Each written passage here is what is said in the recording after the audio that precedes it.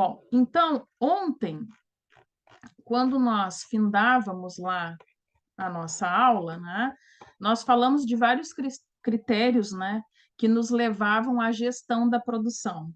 Bom, vimos lá que nós tínhamos condições de separar os custos, a pertinência de separar tais custos, de entender o que é custo direto, né, o que é custo indireto. Acredito que tenha ficado bem frisado, né, o que é um e o que é outro, o que vai ser, né, uma constante para nós dentro da empresa e o que não. Vimos também que estes custos, né, que são aí fixos, que estão lá numa linha constante dentro da empresa, mesmo que eu não venda nada, eu estou com um problema porque eu tenho que pagá-los, né? Então, a gente viu que esses custos fixos e variáveis, eles seriam aí importantes na hora da contabilidade, do fechamento das contas. Então, entendermos como o nosso ramo de negócio funciona, em que meses nós temos maior dificuldades com vendas, por exemplo, ou com produção, nos ajuda a minimizar, né, o impacto que nós vamos ter, principalmente, né, com os custos fixos. Porque apesar de ser algo que é conhecido e isso é bom, a gente sabe, né, que aquele valor não muda, por este fato, às vezes ele pode se tornar um problema. Então a gente verificou isso ontem, né, e vimos que além de entendermos os custos fixos e os custos variáveis, nós também conseguimos ver o que era custo direto e indireto. Ou seja, vimos que os custos diretos são aqueles lá agarrados, né, que estão de mão dadas com o nosso produto. E os indiretos, que são aqueles gastos, né, que estão relacionados ao produto, mas a gente nunca tem uma medida aí objetiva. Então, está alencado. Preciso ter a locação de uma residência, pagar um aluguel para poder manter a minha fábrica, né, a minha empresa aqui. Mas isso eu não sei o que representa. Por quê? Porque ele é indireto. Eu tenho que depender de um rateio, que foi exatamente o ponto, né, que nós começamos ontem e que aí eu disse, né, que o cálculo do custo direto e indireto nós faríamos as considerações ontem, hoje, melhor dizendo. Bom, nisso, né, começamos a falar do orçamento de produção, onde eu dizia para vocês que o orçamento é exatamente um plano de produção. Então, a gente entende tudo, né, que é as vendas orçadas, os estoques que nós temos aí dentro da nossa fábrica e vamos então apresentar isso dentro de um período.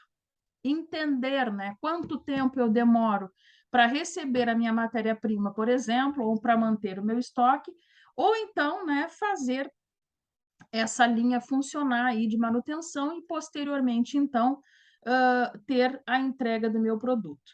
Então, este plano de produção que representa no futuro próximo o orçamento da produção, ela é uma conversão, né, do volume de vendas que nós planejamos com o volume que nós prevemos aí de produção. Nós vamos levar em conta diversos aspectos, né, da função fabril, né, ou seja, da nossa fábrica, desde a capacidade da nossa produção, como exigências aí com mão de obra e custos indiretos, né, que nós podemos ter aí mediante a produção.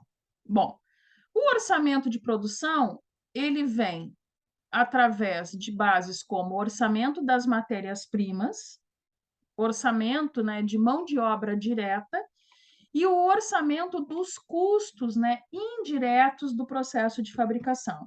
Então, o orçamento da produção é uma estimativa, né, que nós vamos ter entre a quantidade de bens que devem ser fabricados durante um exercício que está lá grifado, né, alencado no nosso orçamento.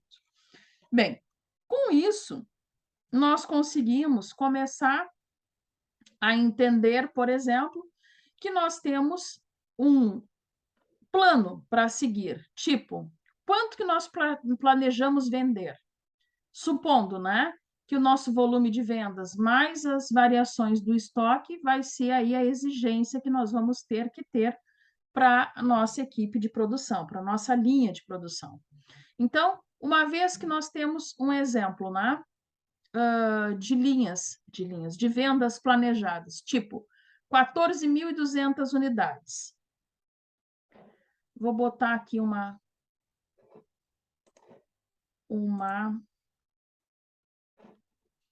foto para vocês, só um minuto. Deixa eu achar aqui.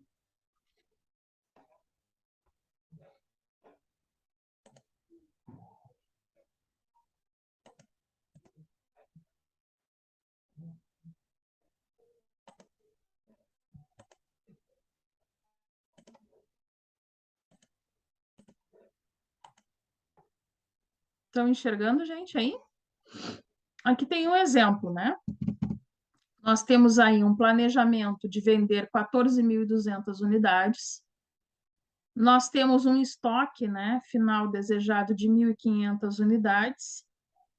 E nós temos aí um total de 15.700 unidades. De onde saiu esse valor? De onde saiu? Pela conta que a gente fez, né? 14.200 mais 1.500. Obtém-se, então, esses 15.000, né, e 700 aí unidades que nós temos lá na nossa linha. O nosso estoque inicial de 2.000 unidades. E a produção planejada, né, de 13.700. Isso seria um exemplo, né, de como que nós podemos planejar, fazer, né, este orçamento que nós estamos conversando, né, o orçamento do planejamento. Ou seja, nós entendemos o que a gente quer vender, é um plano, o que a gente tem aí estocado, né, para cumprir esse plano, e nós temos aí um total, né, que é o que nós vamos ter de fato disponível para as vendas. Mas também podemos ter, né, a produção equivalente ao que nós estamos aí planejando. Então, mostrando que nós podemos tratar de um plano desde a parte de vendas, o que eu tenho lá disponível em estoque para vender e o que eu vou ainda ter confeccionado. E também a parte de disposição, de confecção que está aqui embaixo. Então, assim que nós vamos sempre entender, né, o nosso planejamento, o nosso plano que vamos aí manter, né, focado, digamos, para que aconteça dentro da empresa. Então, o orçamento da produção, ele vai ser o primeiro passo, né, que nós vamos ter dentro da operação de fabricação. Ele vai usar, né, a base outros orçamentos, que seriam toda a matéria-prima, né, que a gente precisa, os custos indiretos, né, de mão de obra, custos indiretos da fabricação em si do produto, né, porque a mão de obra é uma coisa e o custo que eu tenho para operar e fabricar é outra, né? Dentro disso, também temos todos os instrumentos que a gente vai achar, né, para poder ter uma coordenação disso e um controle. E a base principal do planejamento, né, é a necessidade das matérias-primas, né, que nós vamos precisar, a mão de obra também qualificada e o investimento, né, que nós temos que ter. Ou seja, não existe a gente ter o plano, entendermos, né, o que a gente tem estocado, o que a gente quer atingir para ter lá na vitrine, e também ter o outro plano, né, que é o plano de produção, se nós não tivermos um caixa, um imobilizado, que a gente chama, né, que é aquele dinheiro que está ali disponível, que a empresa não vai necessitar dele para outro fim, a não ser, né, de investir com a linha de produção. Então, esse plano, né, ele vai dar a possibilidade de oferecer um documento, né, uma linha de raciocínio de todo o processo de produção e de vendas também, né, bem tangível, bem possível, digamos assim, para aquelas pessoas que estão ali na tomada de decisão. Ou seja, ele vai ser algo fidedigno, né, ao que realmente está aí acontecendo dentro da empresa. Bom, quais são os passos que a gente tem para poder elaborar aí um projeto, né, de orçamento de produção? O que que vocês acham? Quem se arrisca?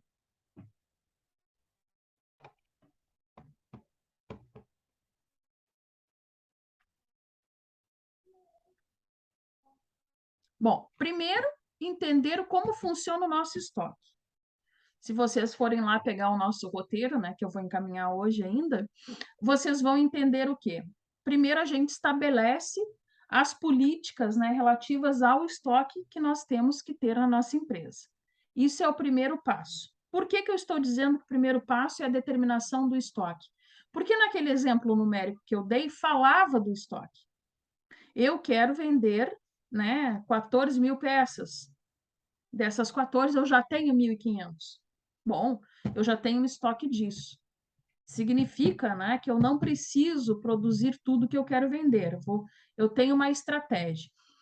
Segundo passo, a determinação da quantidade total de cada produto a ser fabricado durante um X período, vamos dizer. Terceiro passo, nós vamos programar e distribuir essa produção por subperíodos. Bom, por que estamos falando em subperíodos? Ninguém vende a produção toda, ela não escoa toda em um único dia. A produção acontece, né? E de modo gradativo. Mesmo que ela tenha características contínuas, como as que a gente já estudou, né?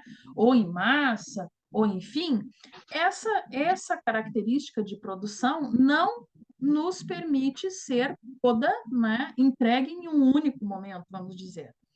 Então, nós vamos distribuí-la. Eu quero vender durante o mês 15 mil peças. Preciso produzir dessas 15 mil, né, 13.500, supondo. Mas vai estar distribuído em lotes. Nos primeiros 10 dias, vou produzir metade. Professor. Oi? Para aí. Não, o Clay está tentando entrar e não conseguiu, Tem professor. mensagem aqui. Entrar na Gente, aula. eu não tinha visto, não tinha me dado conta. Tá. Obrigada por avisar.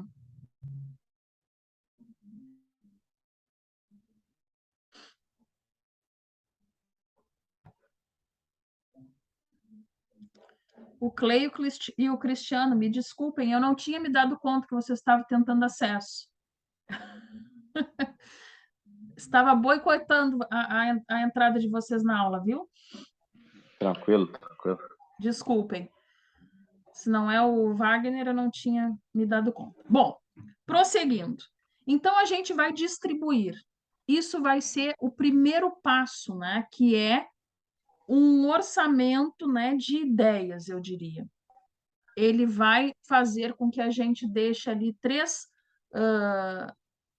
pontos, né, altos, que seriam, primeiro, né, o orçamento, entender como vai ser, né, os níveis de estoque, depois como vai ser a produção desse estoque, né, e depois a distribuição dessa produção aí dentro de períodos.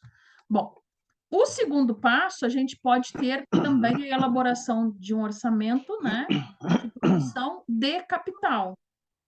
Bom, já entendi como que eu quero ter lá a entrega do meu produto.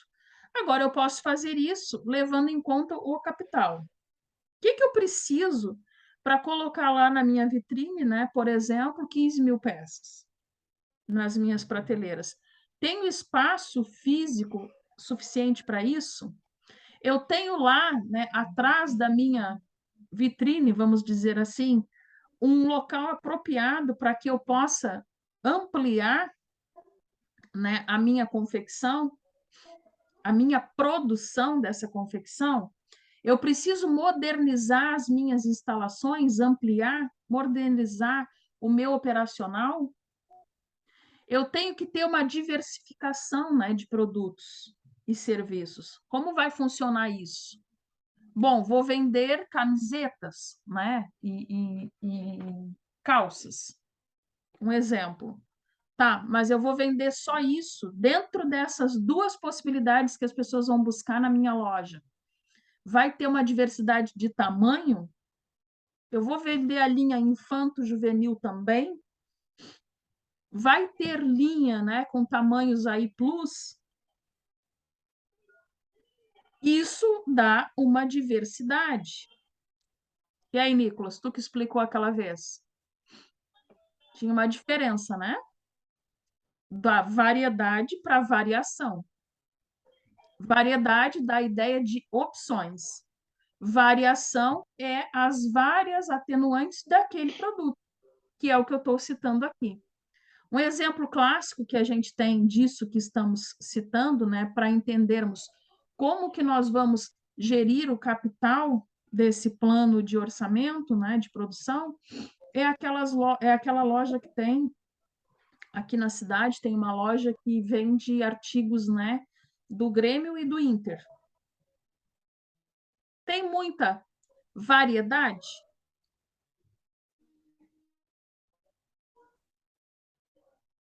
Eu diria que não. Eu, Viviane, diria que não. Primeiro, dos dois times. Ah, tudo bem, né? Mas dentre os dois times, lá vendem. Se quiser souvenirs, né? Alguém que vai lá procurar um presente, por exemplo, né? Dentro das souvenirs vão se encontrar copos, bombas e cuias. Isso é variedade? Não, isso é uma variação da marca. Dentro da confecção se encontra calção, né? Pelo menos do Grêmio, que foi a última compra, né? Encontra-se ali calções todos pretos. Existe a camiseta, né, original do time, né, quando ele foi lançado, aquelas primeiras, né, com alguns detalhes, e depois algumas ali que mudam a questão da simbologia, né, na troca do ano vai ter ali. Isso é variedade? Não, isso é uma variação da marca, continua uma variação da marca. Os tamanhos também não são variados nessa linha de produção. Por que eu digo isso? São roupas para atletas. Para os atletas que jogam no time, não. Para as líderes de torcida. Ou seja, pessoas aí, né, infanto-juvenil, veste tranquilamente. Não tem outras opções. Pelo menos na que eu fui. Mostrando o quê? Que, para este caso, verificaram o que, provavelmente, esses empresários? Verificaram que o orçamento de capital deles poderia ser distribuído nas instalações, que é a primeira modelagem que eu comentei aqui. De que modo? Numa sala pequena.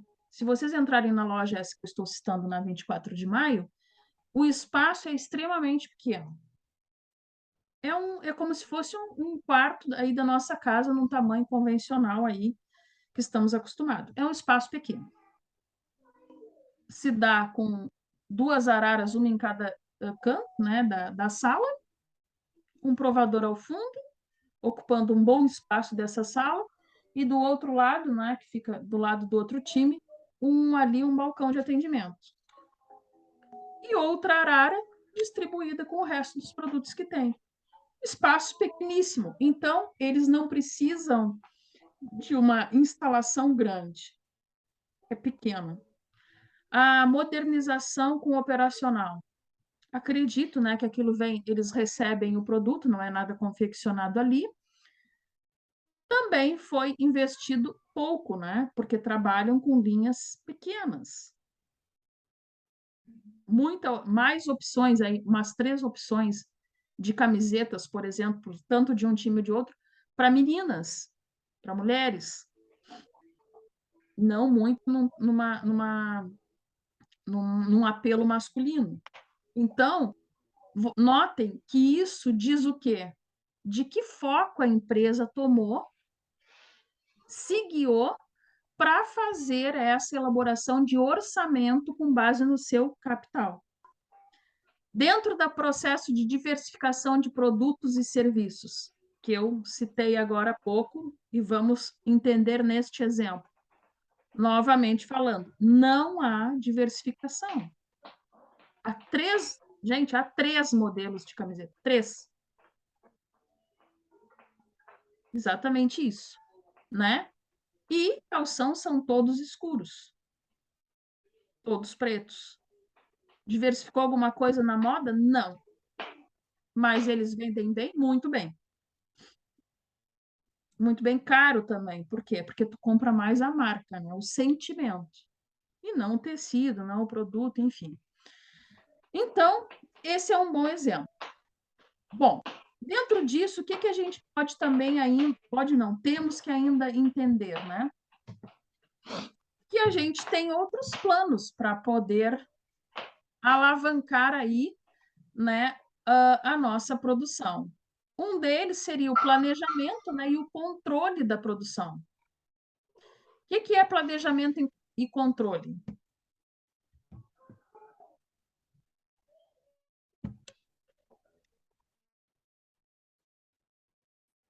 É desenvolvida dentro da linha de produção, dentro do setor de produção? Não, né? É um setor à parte. Essas atividades têm um departamento que é um apoio. É alguém que faz, né, o planejamento e que está ali atento, né, ao que está acontecendo. Assim como a produção é para o restante da fábrica. Ela entende as suas demandas, entende o que está acontecendo ao seu redor e vê ali as mudanças necessárias. O que a gente vai frisar aqui com respeito ao planejamento, que é algo que nós temos que estar ligados e entender? O planejamento é de tudo aquilo que está sendo produzido. Tu vai planejar quanto tu vai produzir diariamente, qual é a meta que tu vai ter, né, para bater naquela semana, digamos assim. A programação, o que seria? Os recursos, né, que nós estamos ali utilizando a fim de que se cumpra esse planejamento. Olha, para confeccionar, né, sei lá, 5.000 camisetas durante essa semana, eu preciso programar para ter, dentro da minha linha, né, de produção, 3 costureiras. Preciso programar mais 2 para fazer lá a avaliação, né? A fiscalização ali do produto, se não tem nenhuma avaria, se todos foram costurados de modo correto, enfim. Isso é programação, é entender que para sair aquele planejado eu preciso me programar. Não mal comparando, quando vamos fazer uma viagem, é um plano. Estou planejando ir a Porto Alegre daqui 15 dias. Bom, para isso eu me programo. Para isso eu aviso meu chefe que daqui 15 dias estarei ausente por 4 dias, por exemplo. Para isso eu digo que vou necessitar, sei lá, de um vale, um adiantamento, ou então vou ter que apurar ainda compras, né? Mais uma bolsa de viagem, mais programação. Como vai acontecer aquilo que eu planejei? É assim que funciona. E o controle. O controle é todo aquele monitoramento, né, que existe dentro dessas outras 2 ideias. Não é assim que acontece nas empresas? Principalmente aí com vocês que trabalham na indústria? Temos lá um roteiro, né, que é o cronograma. Ele pode ser alterado, né, de acordo ao plano A, plano B, enfim, de modo que a gente consiga cumprir, né? E alguém está ali fazendo, né, as aferições, né, as verificações para ver se tudo isso está se dando ou não. Um exemplo, né, que ainda hoje eu verifiquei, eu vivi, digamos assim, na fila do supermercado, nesse novo que abriu. passa as compras ali, na hora de pagar, a menina do caixa diz: antes da senhora efetuar o pagamento, gostaria de me ajudar a bater uma meta? Obviamente, te faz questionar o que é essa meta, né? E o que ela quer que ajuda. Seria hoje, né, para mim, ofereceu uma recarga telefônica. Bom, é uma meta. Alguma coisa a empresa precisa alencar ao seu produto. Primeiramente, a gente já vê o quê? Que a empresa está implantando as recargas de telefone ali, porque afinal de contas, né, já tem aí sei lá, um ano, não sei, na cidade, né, alguns meses, vamos dizer assim, e não é, pelo menos para mim, não era costume alguém oferecer recargas telefônicas. Esse serviço já está sendo oferecido. O dono do supermercado, né, o gerente, vamos dizer assim, implantou uma modalidade ali, que é a recarga telefônica. Ele vai ganhar com isso? Gente, ele vai ganhar. Vocês vão recarregar R$ 10, ele deve ganhar 50 centavos por recarga. Mas quantas pessoas passam diariamente ali? Se cada uma lembrar que necessita, que já está, né, fazendo as suas compras e recarregar, de cada 10 pessoas que uma recarregue, façam as contas aí, né? A rotatividade e o entendimento também que as pessoas ficam, né, de ir naquele local para fazer isso. Bem, então, o que ele fez? Para dizer para o público que ele agora faz recarga telefônica, ele não investiu em propaganda. Tem alguns supermercados, né, como o Big, outros, às vezes dizia ali, né, pague suas contas aqui, pague a sua fatura do cartão, pague sua conta de água, né, de energia aqui. Ali ele não diz nada. Ele falou o quê para os funcionários? Bom, você tem uma meta. Não sei qual é o número da meta dela. Vamos dizer que seja conseguir em uma semana fazer aí 20 recargas telefônicas. Daí uma média, né, de umas 3, vamos dizer assim, ao dia. Enfim, né? Ele faz a propaganda sem custos, né, de avisos e de cartazes e de coisas desse gênero, né, visual e auditivo, para o seu cliente. E do que ele ganhar nesse primeiro momento, ele divide como um plus, como um bônus, como um cachê para aquela pessoa que assim oferece. O que é isso? Um planejamento. De quê? De produção. Ele está vendo mais longe. Ele está vendo que ele está entrando nesse negócio, que assim como as farmácias fazem, sei lá, 50 recargas ao dia, ele também vai querer fazer. E assim vai acontecer de maneira natural, até que isso não seja mais uma meta para ele repartir com seus funcionários. Mas nesse primeiro momento, o funcionário é o propagandista dele, sem talvez nem entender que é isso. É um pouco patife, Bem, tá? oi?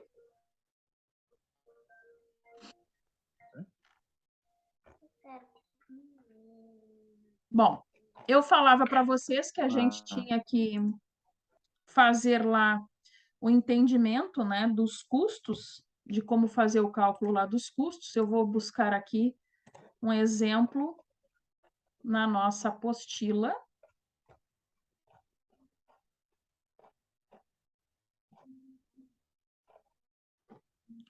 Aqui. Todos enxergam bem aí?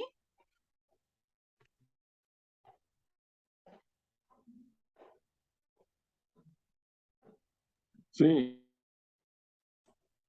Aí. O que eu fiz? Vocês sabem que eu me perco às vezes aqui, né?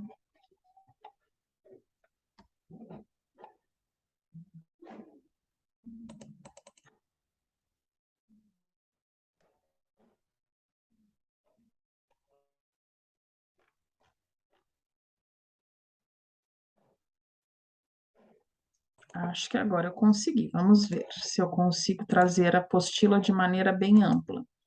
Bom, primeiro que eu não consegui fazer. Vocês enxergam assim um pouco menor? Enxergam, né? Eu não sei como é que funciona a tela aí. Para mim parece bom. Nós falávamos ontem que o primeiro passo para calcular, né, o quanto custa produzir, tanto faz essa caneca, quanto um pincel aí de maquiagem, quanto o notebook que nós estamos usando, o telefone, enfim, nós temos que, primeiramente, separar o que é custo direto do custo indireto.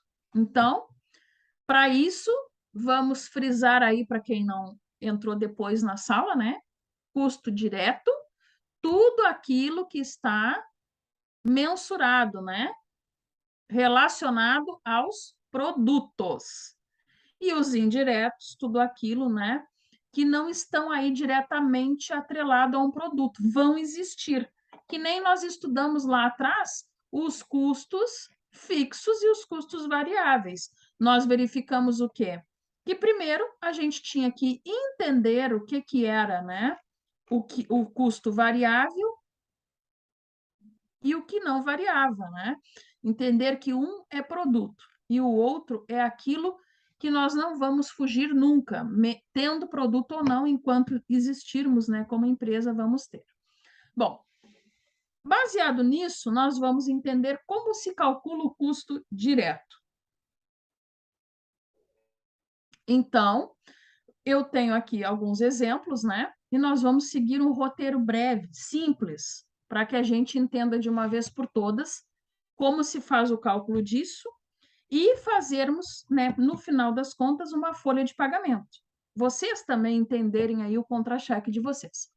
Então, nós vamos adotar aí um procedimento, né, de apuração do custo, né, de produto e de serviço. Bom, primeiro, né, é necessário que a gente faça uma mensuração de tempo que a gente utiliza na fabricação do produto e uma proporção da mão de obra em relação a esse tempo aplicado aí na hora de produzir esse produto. Primeiro, nós vamos, está aqui, ó, passo 1, 2 e 3.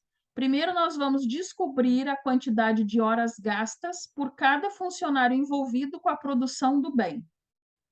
Segundo, nós vamos dividir o valor total da folha de pagamento com os encargos do funcionário pelo número de horas que ele trabalha aí no mês, encontrando o custo, né, por hora desse funcionário.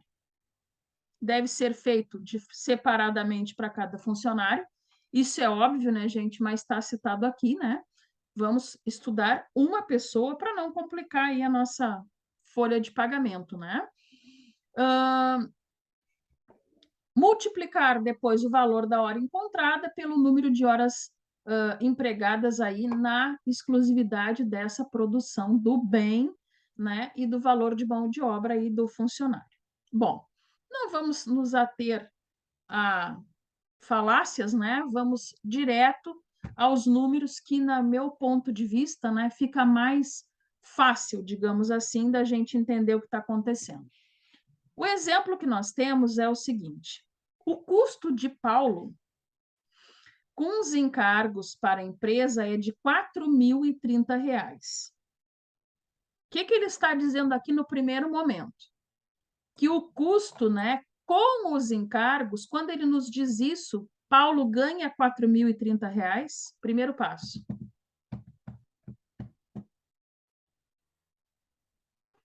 Eu aguardo, obviamente, respostas positivas para tudo isso. Não. Não.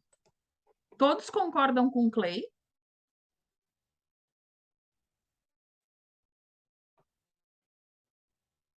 Sim ou não?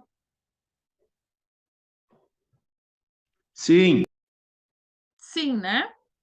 Por quê? Porque com os encargos é esse valor. O que a nossa intuição já nos diz? Que se Paulo ganha, se o custo, né, dele é 4.030, Paulo deve ganhar em torno de R$ 2.000. Esse é o salário aproximado aí de Paulo. Todos concordam? Sim ou não?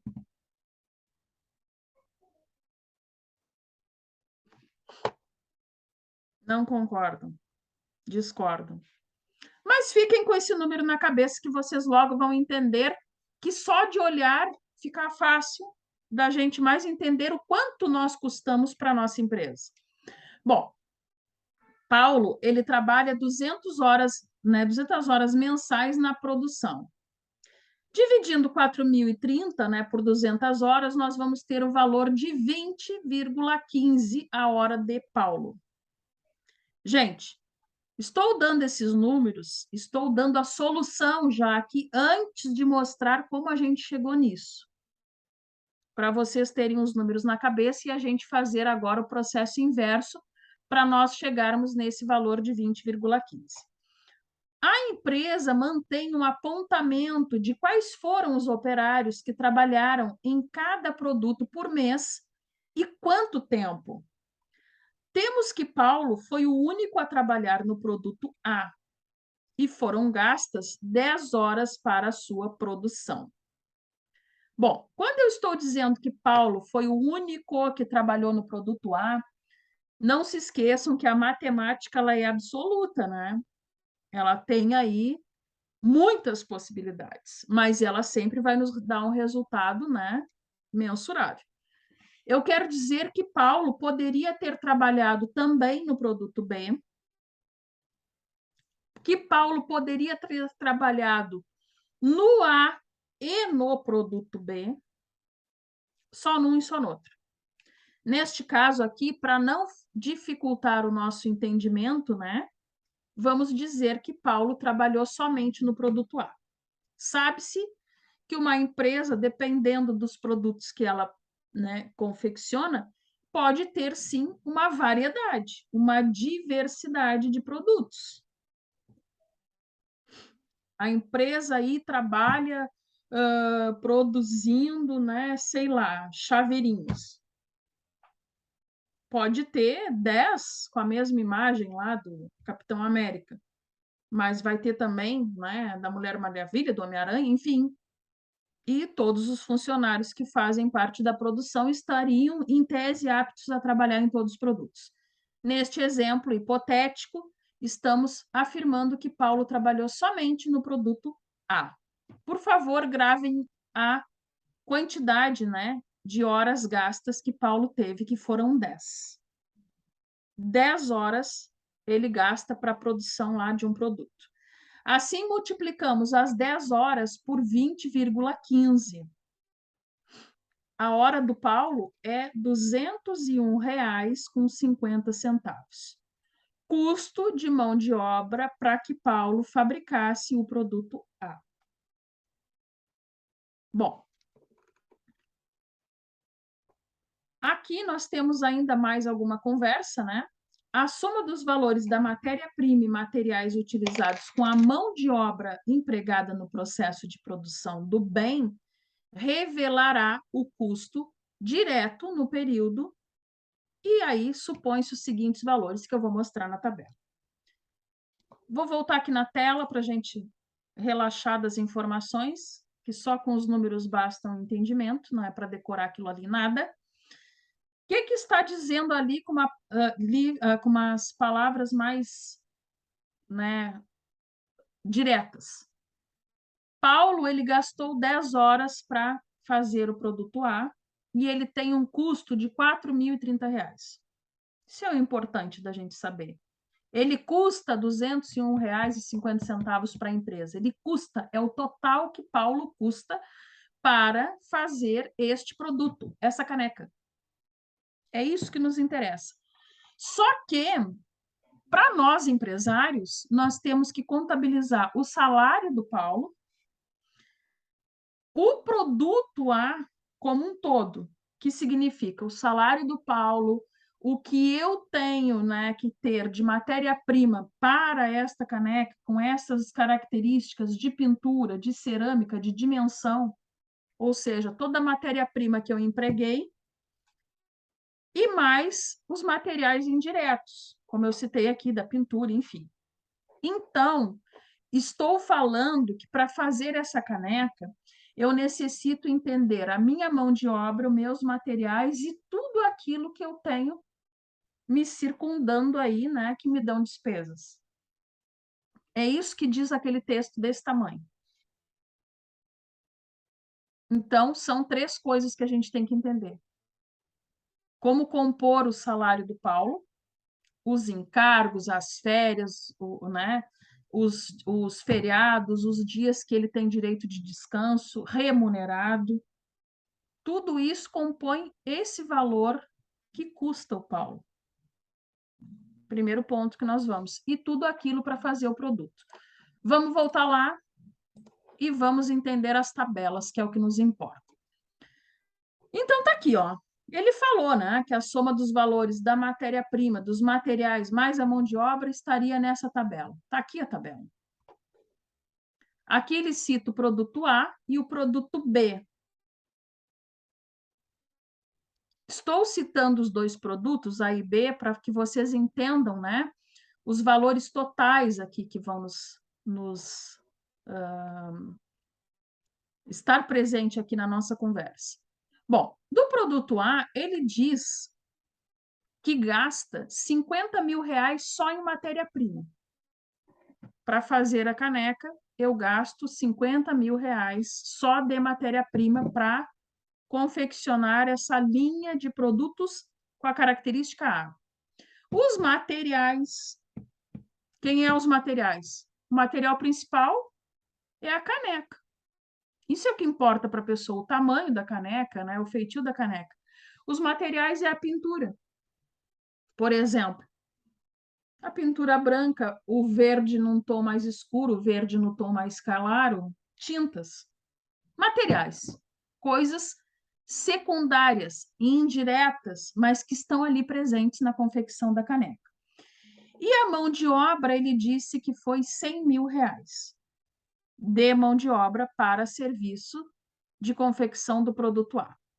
Um custo direto total de 151 mil reais. Frisando, da onde saiu 151 mil reais? Saiu daqui, ó. 50 mil mais 1.000, 51 mil, mais 100 mil, 151 mil. Mesma coisa no custo, no produto B. 100 mil de matéria-prima, 5 mil de materiais, só aí temos 105 mil reais, mais 300 mil reais de mão de obra, nós temos 405 mil reais só para fazer o produto B. E aqui embaixo nós temos o custo direto total. O meu custo direto total que eu tenho para fazer esta caneca e uma outra menor, supondo, é 556 mil. E aqui eu tenho o somatório dos custos, né, individuais, de matéria-prima, de materiais e de mão de obra.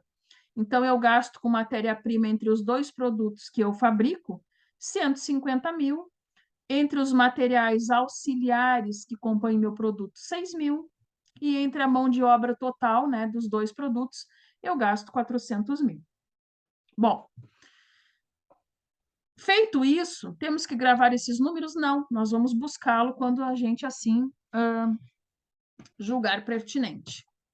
Terceiro passo, nós vamos calcular os custos indiretos. Como é que nós vamos calcular? A proporcionalidade. Opa, vamos ver se eu consigo mais um pouquinho. Eu quero calcular a proporcionalidade dos meus custos. Da onde eu tirei os valores que estão aqui? Gente, da tabela aqui de cima. Tal e qual. Produto A, 50 mil de matéria-prima, 50 mil de matéria-prima. Produto B, produto A ainda, né? 1.000 reais de materiais e 100 mil de mão de obra. 1.000 reais de materiais, 100 mil de mão de obra. O valor total, 151 mil. Da onde que eu tirei a proporcionalidade? Aguardo respostas, de preferência certas. Da onde?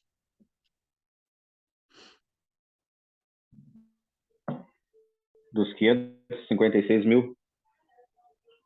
Dos 556 mil. Da onde que está esse raciocínio do Clay? Para dizer que o meu produto A, nos meus custos diretos, compõe 27% do que eu tenho de custos, e o B, 73%. Da onde que o Clay tirou isso? E aí?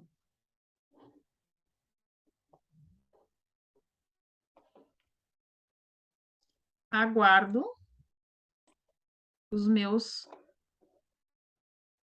outros alunos dizendo de onde saiu isso. Botei assim para ver todos. Gente, da onde? Ai.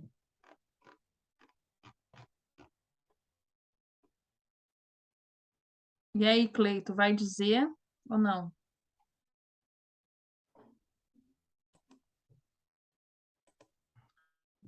Gente, Foi muito do total aí. do total.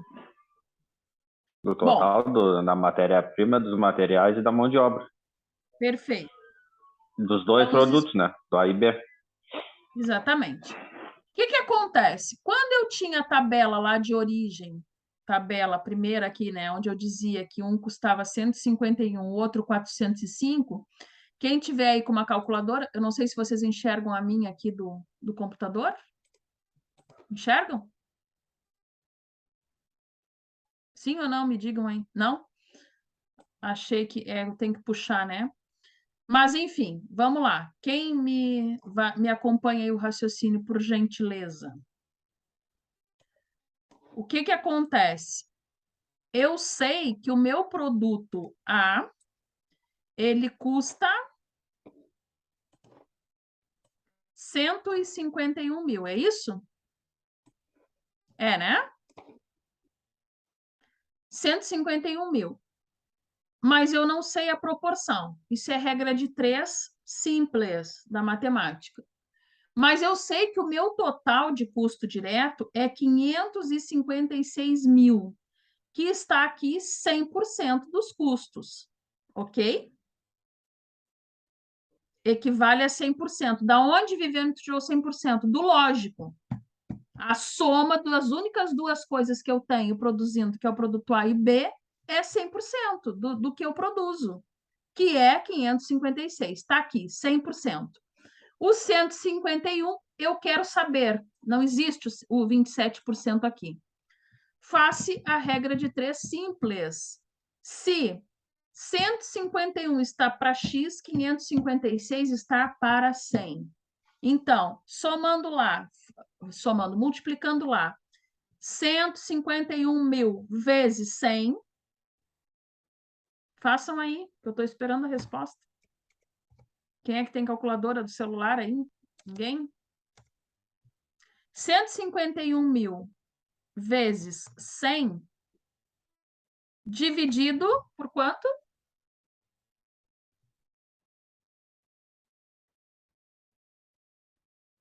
Pelos 556.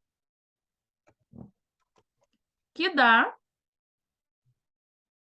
magicamente quanto?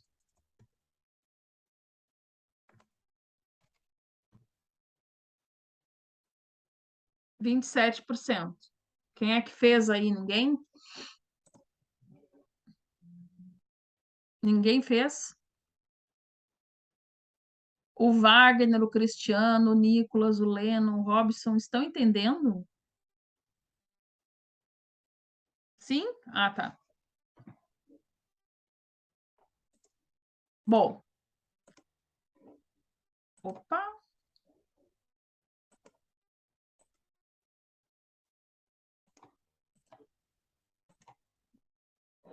Voltou.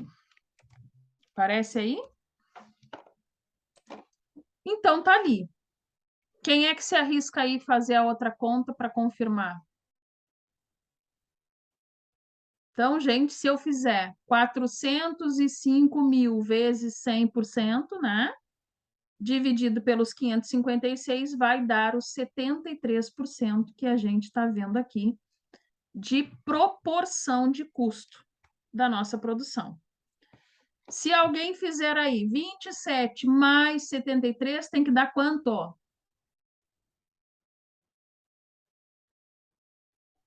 A pergunta parece óbvia, Clay, mas deve ser dita, acredite.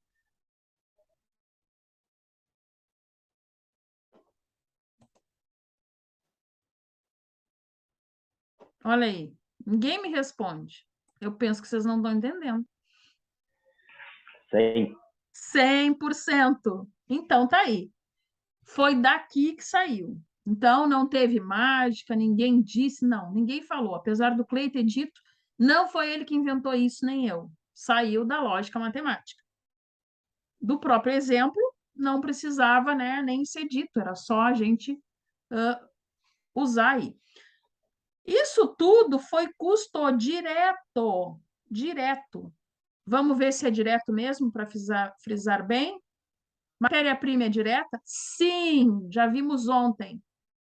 É um custo que está linkado ao produto. Se está linkado ao produto, direto. Material. Está linkado ao produto? Tá. Eu disse que eram as tintas para pintar a caneca. A matéria-prima é a cerâmica. A tinta é secundária, mas é necessário para que eu venda a caneca com mais facilidade a pintura. Está linkado ao produto, custo direto. Mão de obra, está linkado ao produto? Sim. Se eu não tiver lá o Wagner, na linha de produção não sai a caneca. Ou melhor, o Paulo, né, que é ele aqui o nosso exemplo, não sai a caneca. Então, é um custo direto. Está aqui, custo direto. Contabilizamos, deu 556 mil, que é o 100%, né, do nosso custo direto, é esse valor, e dividimos aí em proporção. O que é indireto? Já vimos ontem, está aqui. Indireto, o nosso aluguel.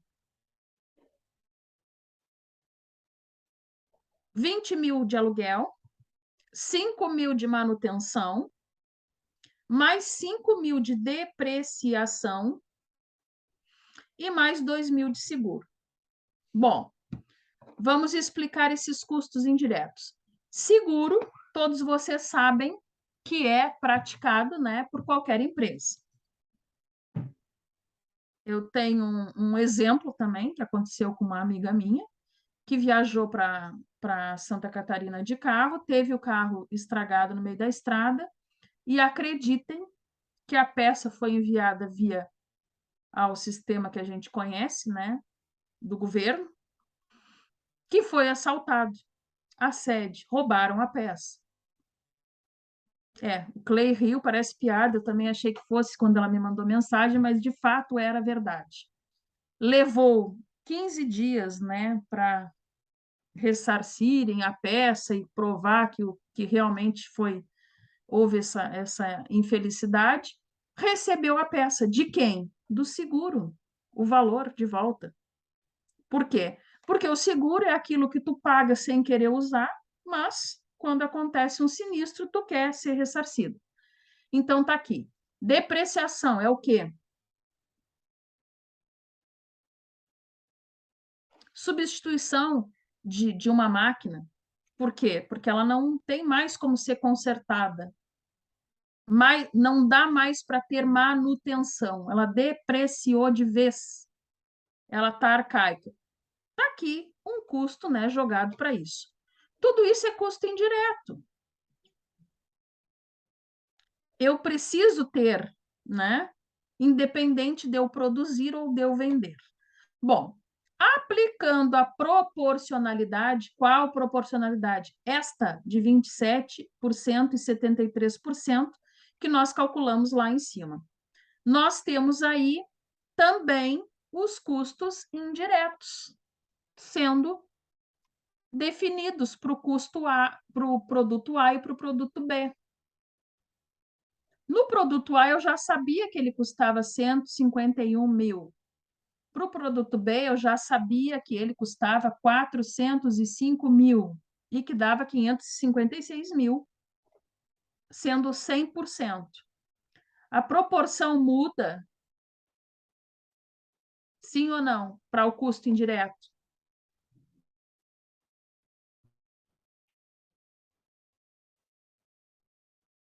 Muda ou não?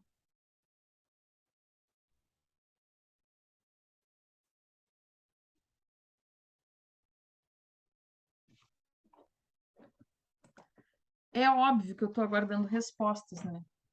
Claro.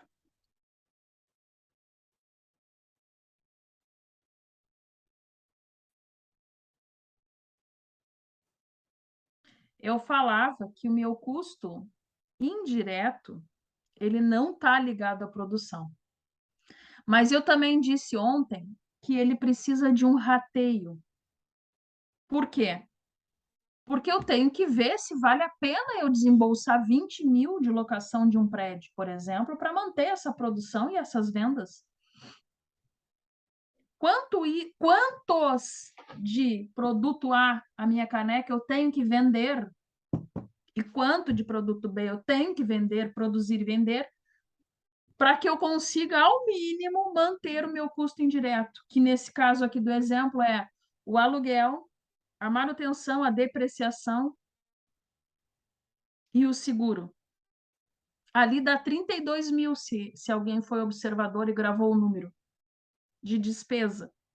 32 mil só para poder abrir o serviço, né?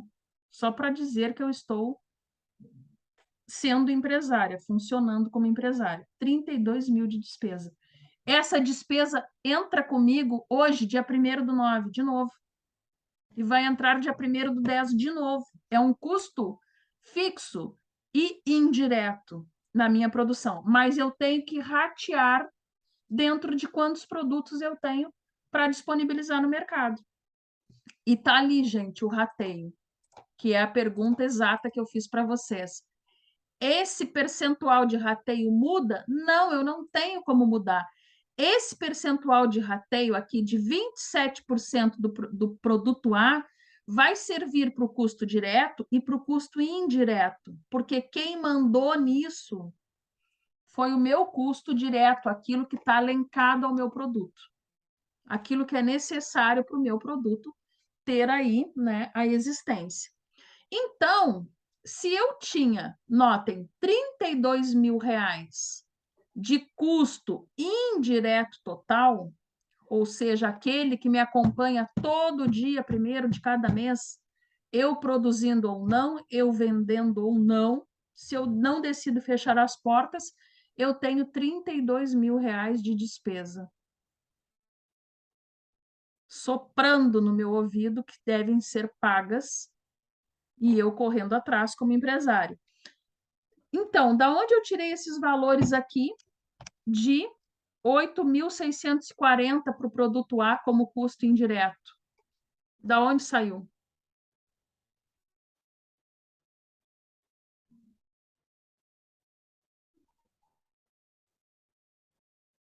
E aí? Estou esperando o Clay. É ele que entende disso agora. Tu achou da outra conta? Estou pensando que dessa também. Não?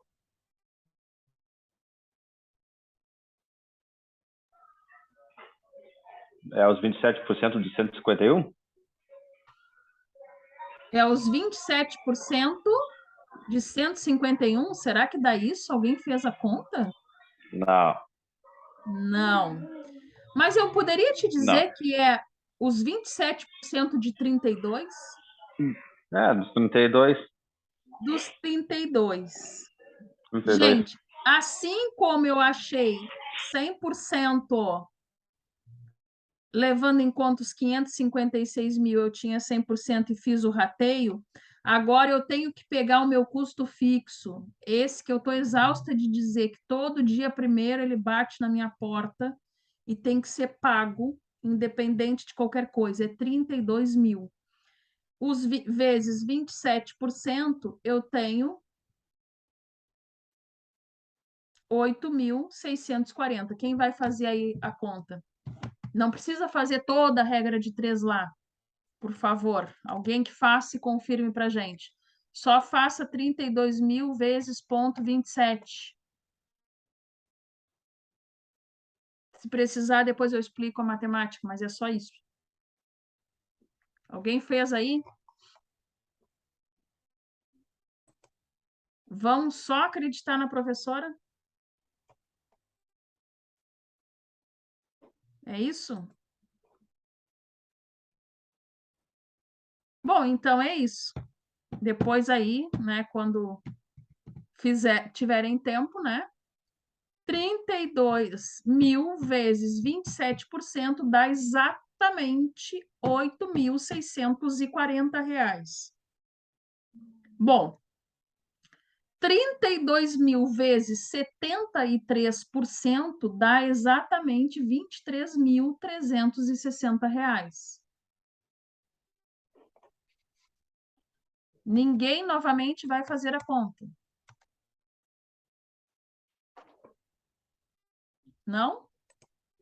Então, gravem os números. Eu quero ver se 73% dá 23.360.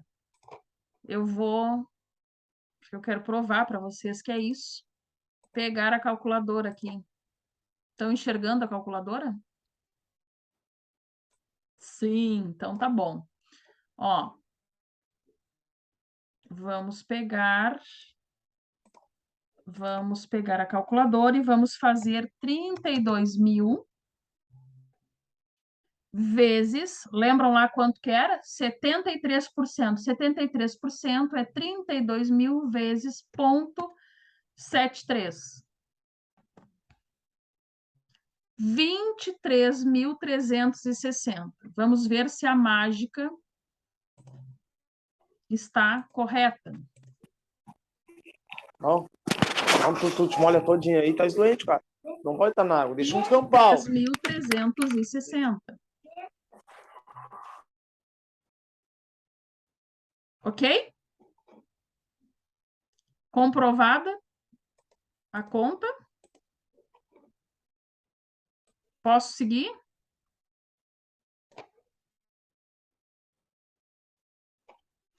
Gente, estou falando agora sério. Posso seguir em frente? Porque é número, né? Daqui a pouco alguém se perdeu. Posso, né? Então, ok, tá aqui. Eu tenho um custo total de produção, de custo de indireto, né? Na minha linha de produção, de 32.000. E direto, né? Que é todos os meus materiais e tudo mais, de 556.000. Bem, o custo total do produto A, então, vai dar R$ 159.640. Viviane, da onde tirou esse valor? Muito simples. Da onde eu tirei este valor? Tirei exatamente da soma de 151.000 mais 8.840. Olhem que mágica, né? Dá exatamente 159.640. Soma simples, né? Este mais este. Do produto B, 405.000 mais 23.360. Tá aqui. Para quem é bom de matemática aí, já conseguiu verificar que está correto, né? Aqui as centenas, né? Permanecem, né? 360. Só fez-se a conta aqui dos 23 mais 405, que dá 428. Qual é o meu custo total de operação? 588.000.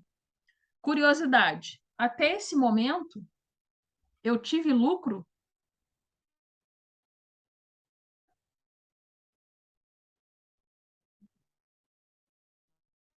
Tive lucro ou não?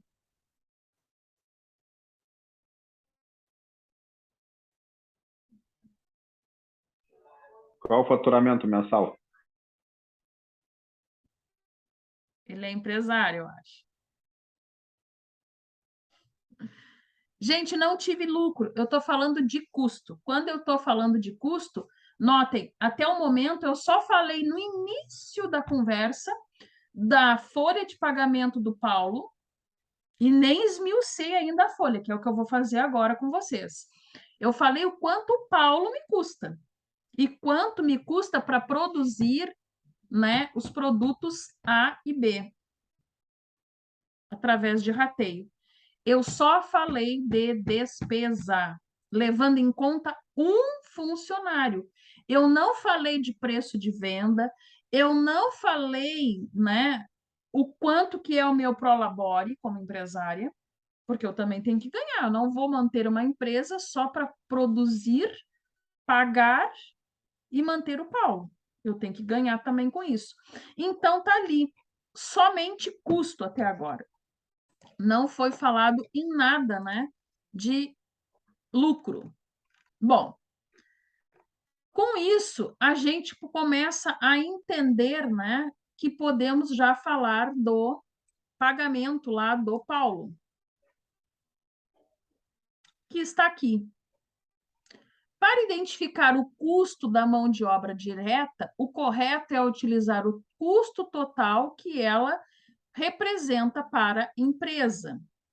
Vamos a um exemplo prático que ilustra essa situação. Imagina que Paulo receba R$10 por hora. Esse número diz alguma coisa para vocês?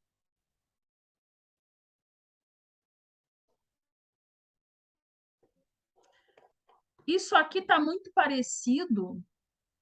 Cadê? Muito parecido em proporção no que eu falei aqui no início.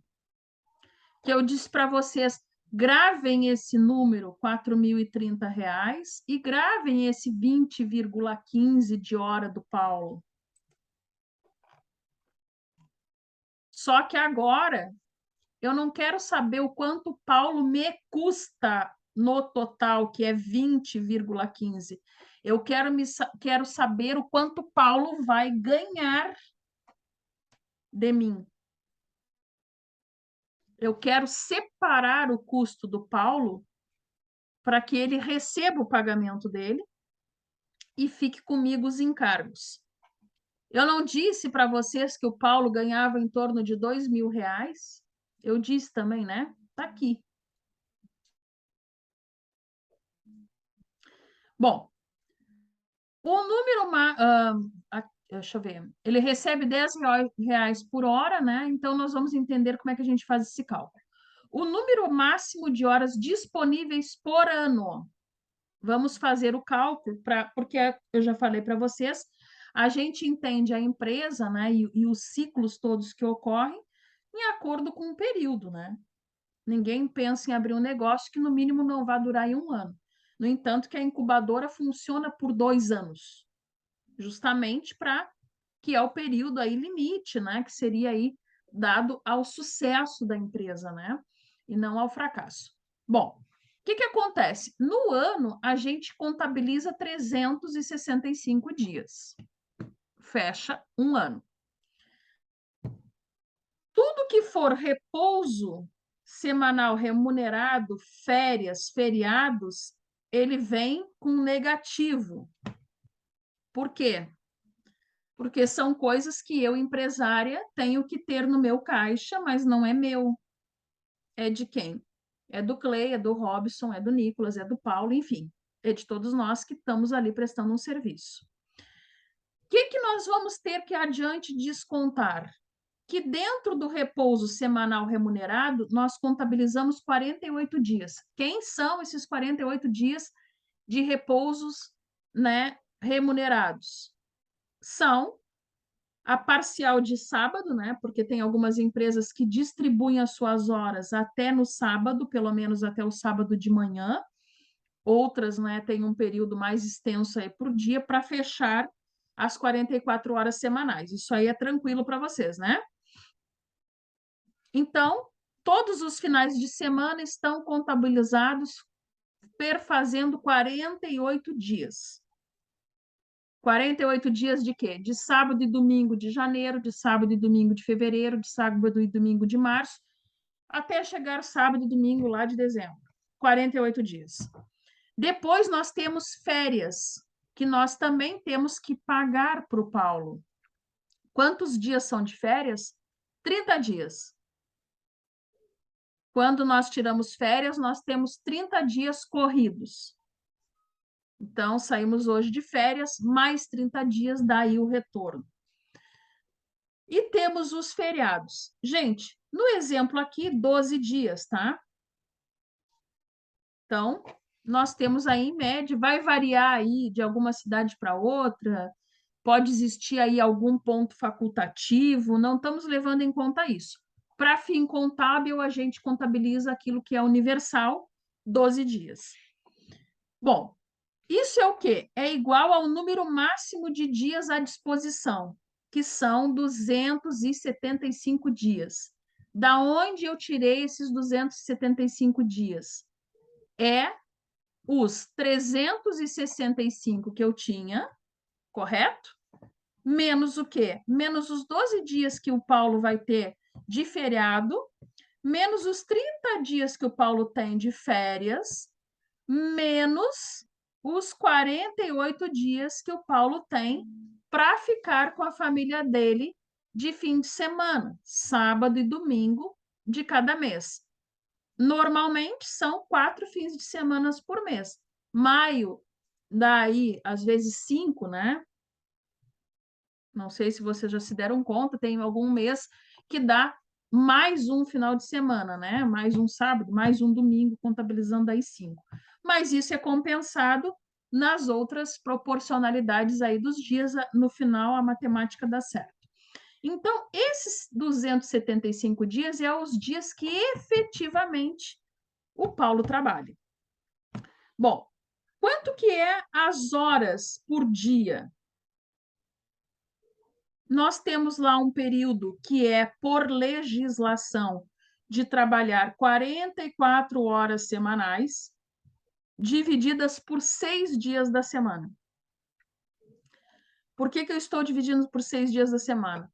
Porque todo mundo sabe que fecha, se nós trabalhamos lá, por exemplo, até às 5, né, da tarde, nós temos que trabalhar o sábado de manhã. Então, assim, para fim de cálculo, a gente dividiu por 6 dias da semana, que fecha o período, né? E depois a pessoa entra no descanso remunerado, no final de semana. Isso dá 7,33 horas por dia, e não 8. Lá na construção civil é assim que acontece. Trabalha-se sábado de manhã, né? Para compensar esse horário aí perto das 5 que a gente vai embora. Bom, o número máximo de horas à disposição que vai se ter é 2.016 horas,7. Até aí, tudo bem? Da onde que eu tirei o 2.016 horas? Alguém me diga para mim entender que todos entenderam. Da onde? Não vamos ficar com dúvida nisso. Até para vocês entenderem o contra-cheque de vocês.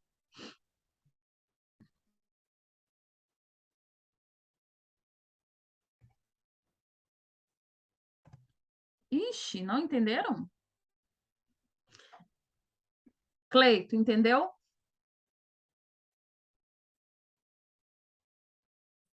Vai explicar. Gente, gente, aqui, ó, esse 2.016 horas, agora fora da brincadeira, para caso algum de vocês tenha ficado aí perdido, porque quando eu peço aí para vocês me dizerem, é para que eu tenha um parâmetro, né? Se está sendo coerente o que eu estou passando com a absorção aí de vocês. Quando eu disse que eu trabalho 7,33, deu uma dízima periódica, né? Aqui, depois da vírgula, né?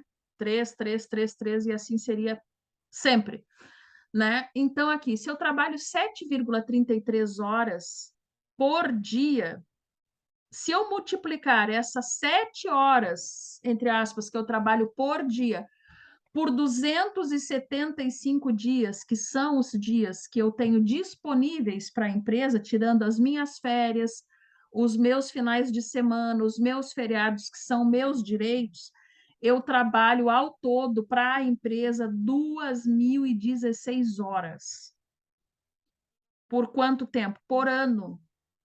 Por ano, eu trabalho, o Paulo, aqui do nosso exemplo, né, está à disposição da empresa 2.016 horas. Ó, o Robson foi fazer o cálculo. É isso, Robson? Me ajuda aí, porque é número, é fácil da gente se perder. Então, tá aqui, gente. O Paulo, ele trabalha 2.016 horas por ano, né? Naqueles 275 dias que ele tem aí. Por que esse 10 aqui? Quanto que era o valor da hora do Paulo? Era R$10. O valor da hora do Paulo, para o Paulo receber dia 30 do mês, é R$10. Para nós, empresa, empresários, ele custa R$20,15. Foi dito lá no início do problema, né, do exemplo, e a gente já viu que ele custa isso nos cálculos que nós fizemos anteriormente. Ele nos custa isso, né, para trabalhar para a gente por hora, porque nós temos que pagar o Paulo e pagar os custos, né, que tem ali envolvidos para que ele esteja, para que ele ganhe o dele e ainda assim, né, o custo que ele tem para estar ali. O Paulo ganha por ano R$20.167.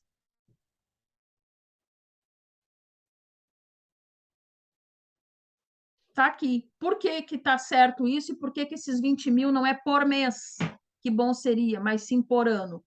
Porque esses 2.016 é o que ele trabalha 275 dias do ano. Vezes R$10, R$20.167. Bom, eu falava para vocês que para minha empresa, para minha empresária, para vocês empresários, o repouso semanal remunerado do Paulo era uma saída, um negativo no meu caixa. Para o Paulo, é um positivo no contra-cheque dele, no caixa dele. O Paulo, ele tem lá de repouso semanal 48 dias. Está aqui representado ó, no contra-cheque do Paulo, 48 dias. Vezes 7,33, que é a quantidade de horas que ele trabalha por dia. O Paulo não trabalha 8 horas por dia, trabalha 7,33 horas por dia. Vezes 48 dias de fim de sábado e todo domingo, que é o descanso dele por direito, no ano eu gasto com ele para ele estar descansando com a família dele em casa R$3.520.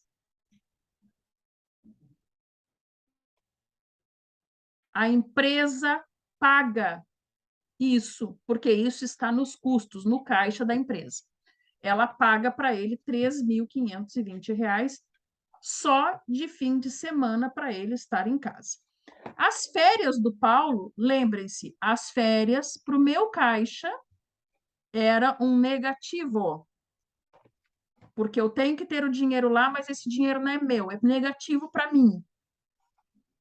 Era 30 dias. O Paulo tem direito a descansar 30 dias sem pensar em trabalho. Para o Paulo, isso é positivo, porque o Paulo ganha esse dinheiro.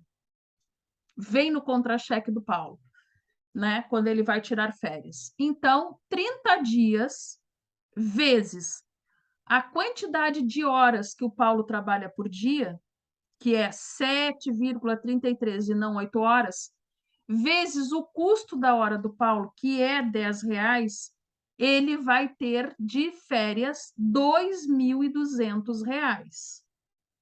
Eu falei para vocês, né, que o salário dele girava também em torno desse número. E está aqui. Podem ver que as férias coincide praticamente com o que vocês ganham lá no contra-cheque. Está aqui uma comprovação disso. Da onde sai isso? Por quê? Porque as férias vai ser sempre equivalente ao pagamento, com alguma alteraçãozinha, porque vai ter mais um final de semana, menos um, dependendo se o ano tem 365 dias mesmo ou não. A gente também tem anos, né, bissextos. Isso vai ter uma pequena alteração, mas vai girar em torno do salário da pessoa. Por quê? Porque é multiplicado esses 30 dias vezes as horas do dia, vezes o quanto vale a hora.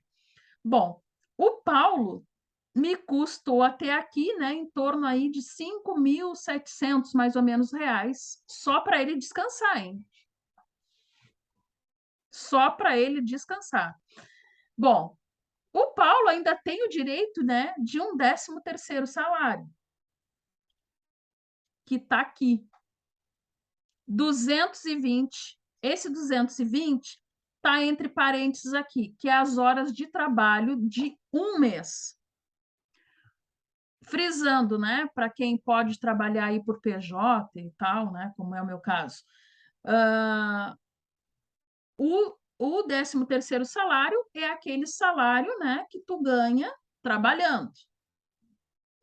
Ele vem aí um plus no teu pagamento, que também, por uma coincidência, que não é coincidência, né, porque é a mesma conta, é o mesmo valor do salário da pessoa e o mesmo valor das férias da pessoa. Está aqui. Por quê, né? Porque nós temos aí que fazer esses 220 horas de um mês, né? Aqui ele poderia ter feito 30 dias vezes 7, 33, mas só para vocês verem que a conta é a mesma. Daria para fazer direto pelas horas totais do mês, que dá igual aos R$ 2.200. Então, tá aqui. E o Paulo, ele ganha um adicional constitucional de férias. Lá no contra-cheque de vocês não vem 1/3 de adicional de constitucional de férias? Vem, né? Vocês têm lá as férias, que é um valor, e um outro valor bem menor, que equivale exatamente a 1/3. Tá aqui, gente, 1/3. Se vocês pegarem lá as férias, né, de 2.200 do Paulo, 1/3 dessas férias está aqui. Isso aqui é um ajustamento, né, deste valor aqui que a pessoa ganha. Os feriados, também falava, feriados para nós pagadores, ele é negativo no meu caixa, no de vocês aí, empresários. Para o Paulo, ele é positivo, porque ele recebe também os feriados durante o ano. Então, são 12 feriados durante o ano. Da onde eu tirei isso? Daqui. Eu disse que tinha nesse ano, por exemplo, 12 feriados. E aqui, quanto que é 12 dias vezes o número de horas que ele trabalha por dia? 7,3333, né? A dízima lá, depois da vírgula, vezes R$ 10 a hora, que dá R$ 880. Então, 12, né, para quem quer aí, vezes 7 vezes... Não, mas feriado é 5%, não. Não entendi. Não, esse feriado aí tá mal, tá roubado, é 5%, tem que ser, tá louco.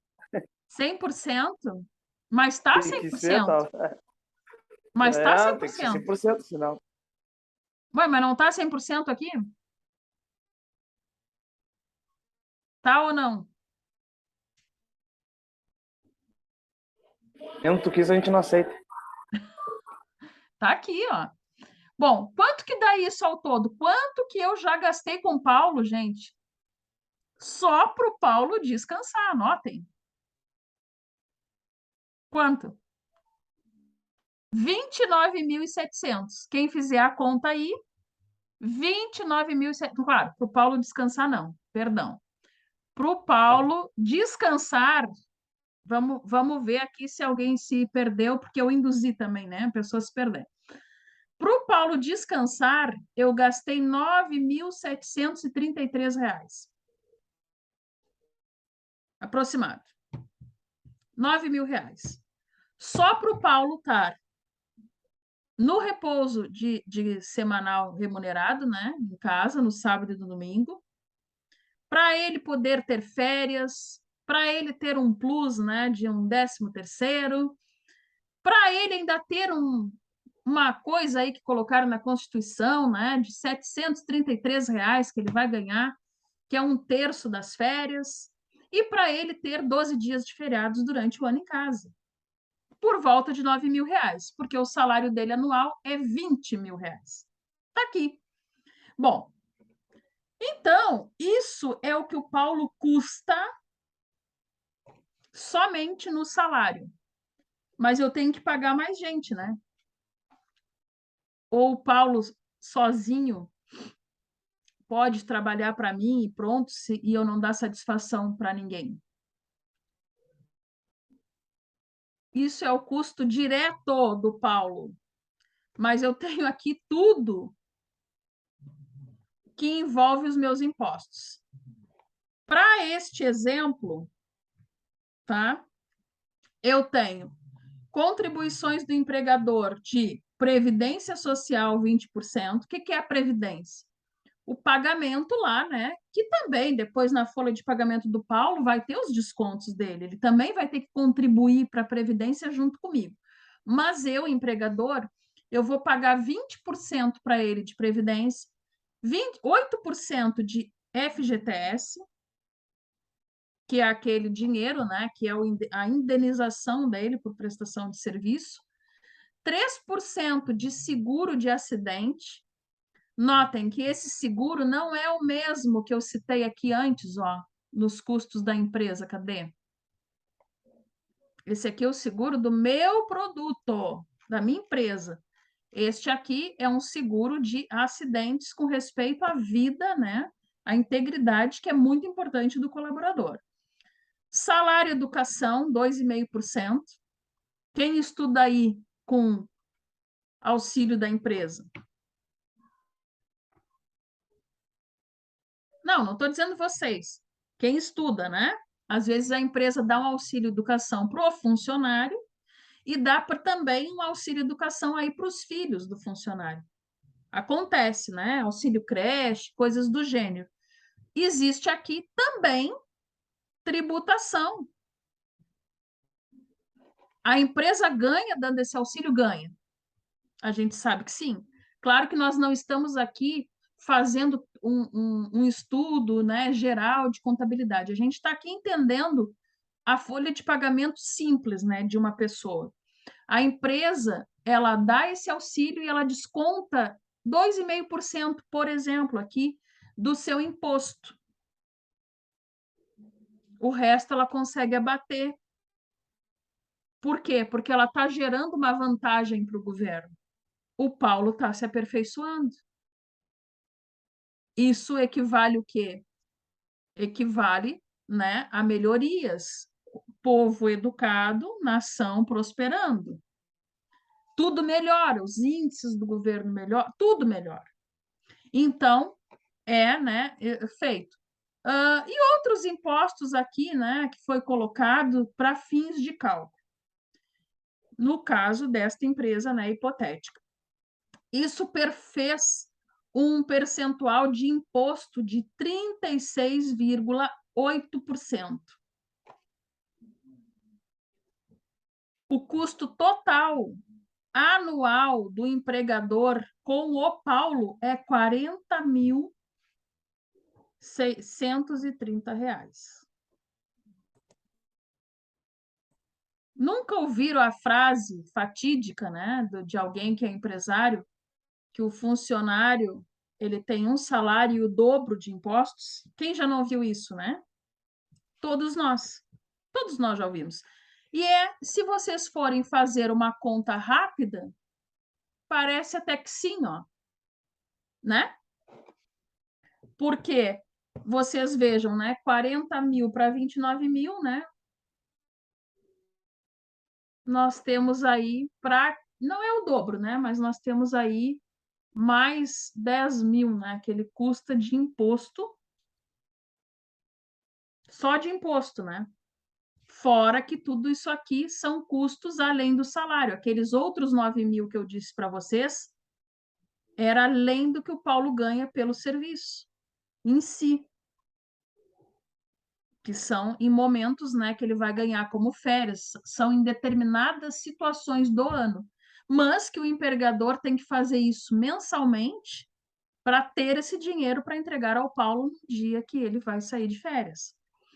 Então, gente, não sei se conseguiram entender, né? Mas o custo por hora, né?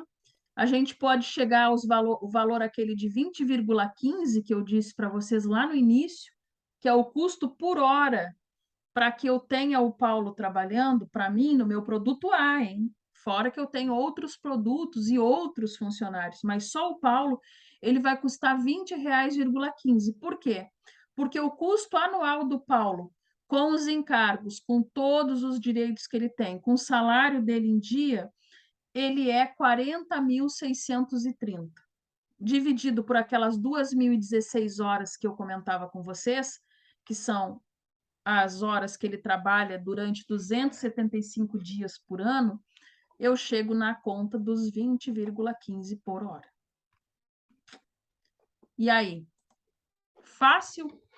Difícil? Que me dizem? Na minhas férias é só em novembro, então eu não sei. Não sabes ainda? Mas já vou começar a fazer esses cálculos. Começa a fazer esses cálculos, é pertinente. Bom, o que ali foi?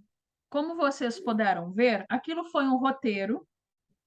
Ele é um roteiro com fim didático, né? Não levou em conta, por exemplo, outras vantagens que a empresa poderia dar para o Paulo, como vale alimentação, né? Vocês sabem que a empresa pode dar o valor em dinheiro, né, depositado, pode dar em cartão alimentação, né, em vale refeição. Tem dois tipos, né, vale refeição e vale alimentação. A diferença, né, é na modalidade de como a pessoa pode usar. O alimentação, tu pode entregar para qualquer pessoa para tua esposa, por exemplo, né? E ela ir no supermercado e fazer compras básicas para casa. O refeição, o funcionário é obrigado a usar somente, né, na despesa de almoço, de janta, coisas do gênero, né? Não pode ser usado em posto de gasolina, com outros fins, né, que não seja a tomada aí da refeição de meio-dia, por exemplo. Isso tudo seria uma vantagem, né, que a empresa poderia promover. Existem empresas que dão alimentação para o funcionário enquanto eles estão lá dentro da empresa e ainda assim dão o vale refeição ou vale né, o alimentação.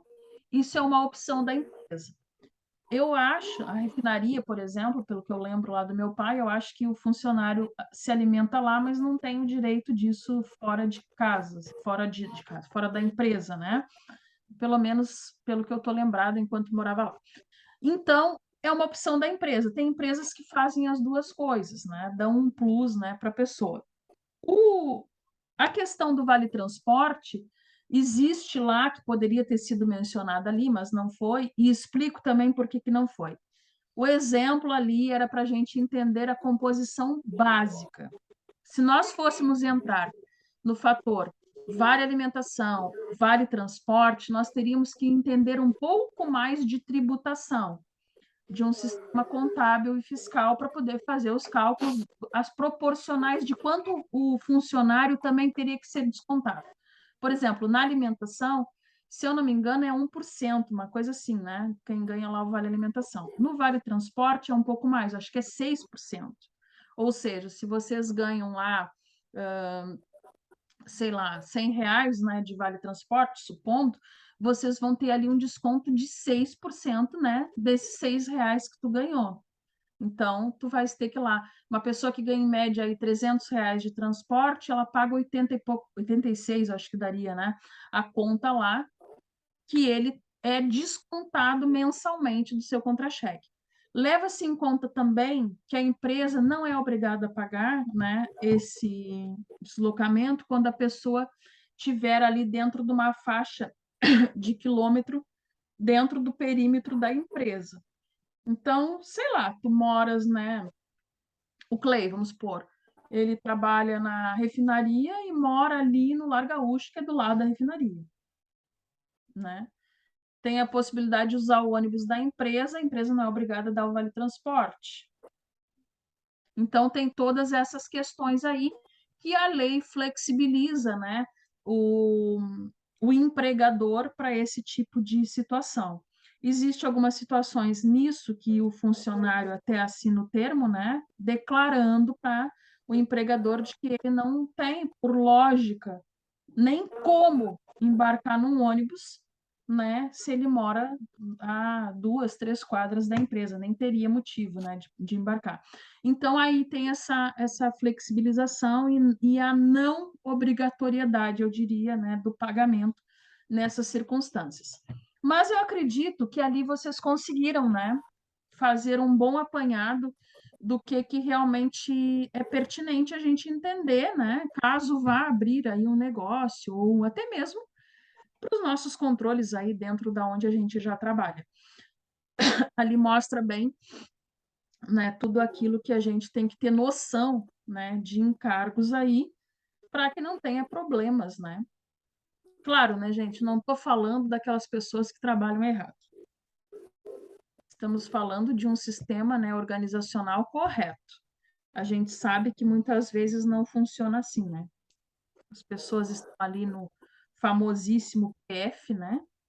Que é algo perigoso do empresário trabalhar, né? Hoje em dia também, para quem for abrir um negócio, eu alerto com respeito aos PIX, né? Ah, eu abri uma lanchonete, né? O cara trabalha lá para mim, faz algum freelancer lá quando tem muito movimento, no sábado, por exemplo, vem aqui, trabalha na cozinha ou trabalha no atendimento, né? Eu dou aí uma diária para ele. Eu pago ele no Pix. Hoje está ótimo, né? O governo criou isso e é rápido, fácil, enfim. Tá, mas aí eu estou lá trabalhando para o Robson nessa modalidade há 6 meses e ele me transfere, né? A cada uma semana eu estou lá trabalhando nesses por fora, às vezes faço até durante a semana algum freelancer lá, e ele transfere o valor para mim no final da semana no Pix. O que o Robson está gerando com isso? Um passivo para ele. Por quê? Porque numa possível ação trabalhista significa que eu comprovo que estou lá trabalhando para ele em condições, né, duvidosas para o sistema fiscal.